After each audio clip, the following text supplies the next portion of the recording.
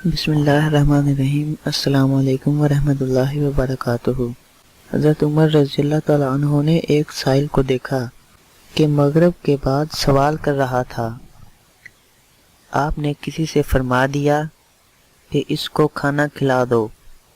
انہوں نے فوراً تعمیل کی اور کھانا کھلا دیا۔ حضرت عمر رضی اللہ تعالیٰ عنہ نے پھر اس کی آواز سوال کی سنی تو ان صاحب سے مطالبہ کیا کہ میں نے تم سے اس کو کھانا کھلانے کو کہا تھا۔ انہوں نے عرض کیا کہ میں نے کھلا دیا۔ حضرت عمر رضی اللہ تعالیٰ عنہ نے اس سائل کی طرف دیکھا تو اس کی بغل میں ایک جھولی پڑی ہوئی تھی جس میں بہت سی روٹیاں تھیں۔ حضرت عمر رضی اللہ تعالیٰ عنہ نے فرمایا کہ تو سائل نہیں بلکہ تاجر ہے، یعنی فقیر نہیں بلکہ تجارت کے لیے سوال کرتا ہے تاکہ ان روٹیوں کو جمع کر کے فروخت کرے۔ اس کے بعد اس کی جھولی چھین کر صدقے کے اونٹوں کے سامنے الٹ دی اور اس کے درہ مار کر کہا، پھر کبھی ایسا نہ کیجیو۔ امام غزالی رحمۃ اللہ علیہ کہتے ہیں کہ اگر سوال حرام نہ ہوتا تو حضرت عمر رضی اللہ تعالیٰ عنہ نہ تو اس کو مارتے اور نہ اس کی روٹیاں چھینتے۔ سوال 3 آدمیوں کے لیے جائز ہے۔ حضرت کبیسری رضی اللہ تعالیٰ عنہ فرماتے ہیں کہ میں نے ایک بوجھ تعاون وغیرہ کا اپنے ذمہ رکھ لیا، یعنی کسی چیز کی ضمانت کر لی۔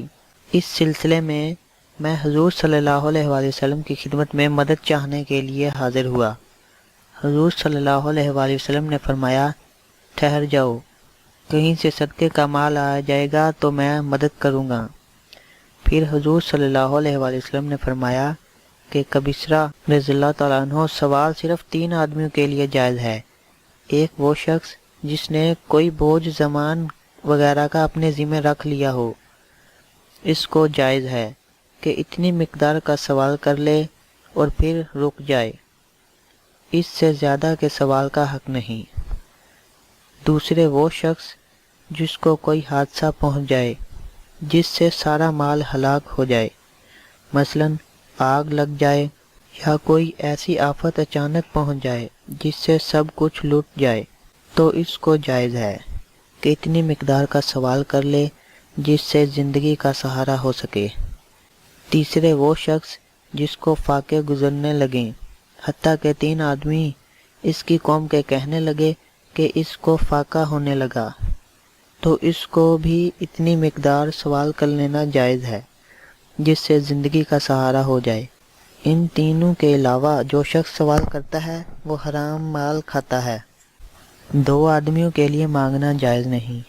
ایک اور حدیث میں ہے کہ سوال کرنا 2 شخص کے لیے جائز نہیں، ایک غنی کے لیے، دوسرا قوی تندرست کے لیے جو کمانے پر قادر ہو۔